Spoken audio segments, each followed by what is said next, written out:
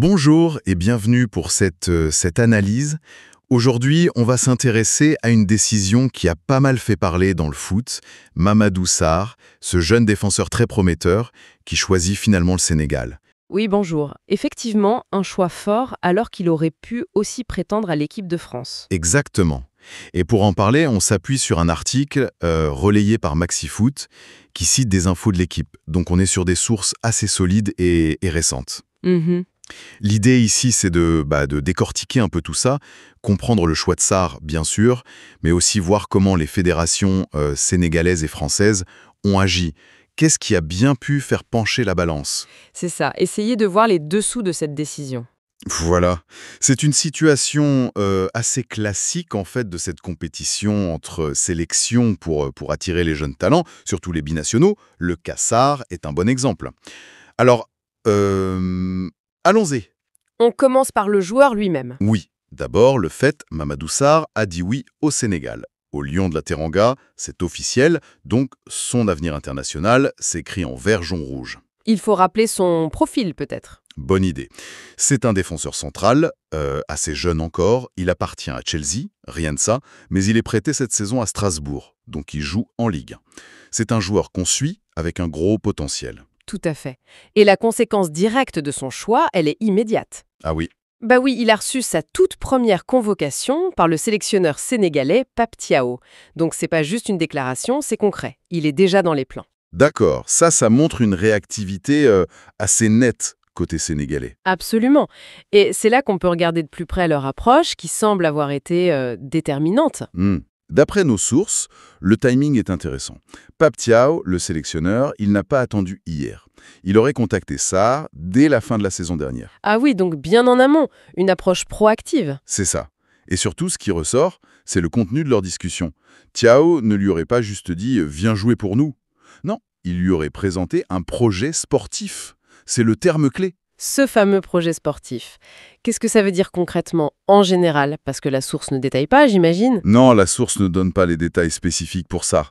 Mais habituellement, quand on parle de projet sportif dans ce contexte, ça peut être plusieurs choses. Comme le de l'équipe, un plan de développement peut-être.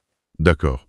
En gros, lui montrer qu'il n'est pas juste un nom sur une liste. Exactement, c'est lui dire on te veut, on sait pourquoi tu es important pour nous, et voilà comment on imagine ton parcours avec la sélection. C'est bien plus engageant qu'un simple appel du pied basé sur le prestige. Ça te donne une vision claire, un chemin, quoi. C'est logique que ça puisse peser. Tout à fait. Et il y a un autre élément, potentiellement important. Lequel? Un détail relationnel. Pape Thiaw, le sélectionneur, eh bien il se trouve qu'il a été coéquipier de Pape Sarr. Le père de Mamadou. Exactement, le père du joueur. L'article suggère que cette connexion, cette familiarité, a peut-être aidé Thiaw à trouver, je cite, les bons arguments. Intéressant. Ça ne veut pas dire piston, mais peut-être un dialogue plus facile, plus confiant. Voilà, on peut imaginer un échange plus ouvert, plus direct, facilité par cette histoire commune. Ça humanise le contact. Donc, si on résume l'approche sénégalaise, anticipation, projet sportif clair et un lien personnel fort.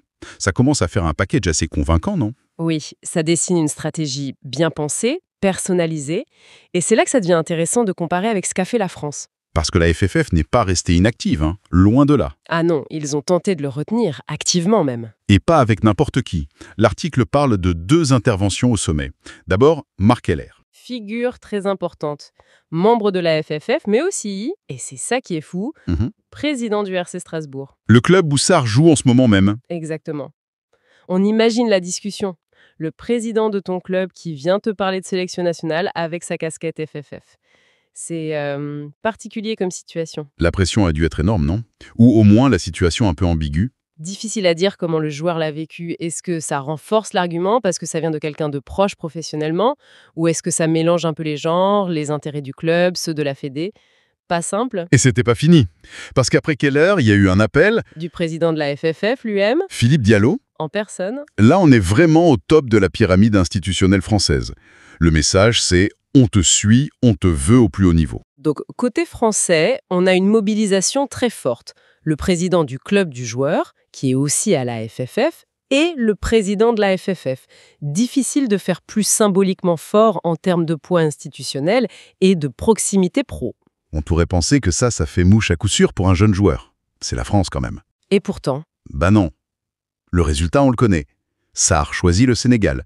Et l'article va même jusqu'à dire que les efforts de la FFF ont été insuffisants. C'est un mot fort, ça, hein, insuffisant, quand on voit qui s'est mobilisé. c'est là que l'analyse est vraiment intéressante. On a cette confrontation d'approches. Le Sénégal, point, contact précoce, projet sportif, lien personnel. La France, point, réaction, mobilisation institutionnelle au plus haut niveau, avec cette figure un peu double de Keller. Qu'est-ce que ça veut dire insuffisant alors? Trop tard?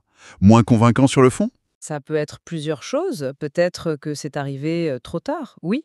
Le joueur avait peut-être déjà la tête au Sénégal, convaincu par le discours de Thiao. Mhm. Peut-être aussi que le contenu des arguments français était différent, plus axé sur le prestige, la compétition interne très forte en France, un potentiel futur, alors que le Sénégal offrait peut-être quelque chose de plus immédiat, de plus personnalisé. Ou alors cette approche très grosse machine, très institutionnelle, venant de figures d'autorité.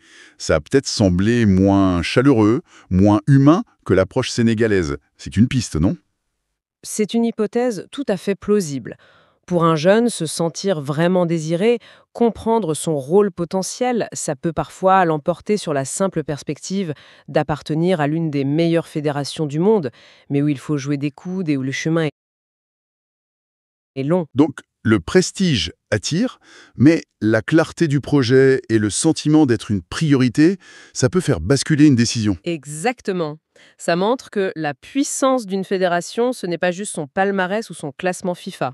Le pouvoir de persuasion individuelle, c'est autre chose. Si on élargit un peu, ce Kassar, il est symptomatique de quelque chose de plus large, non?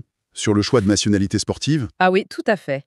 Ça illustre parfaitement à quel point ce choix est devenu complexe pour les joueurs qui ont plusieurs options. Ce n'est jamais anodin.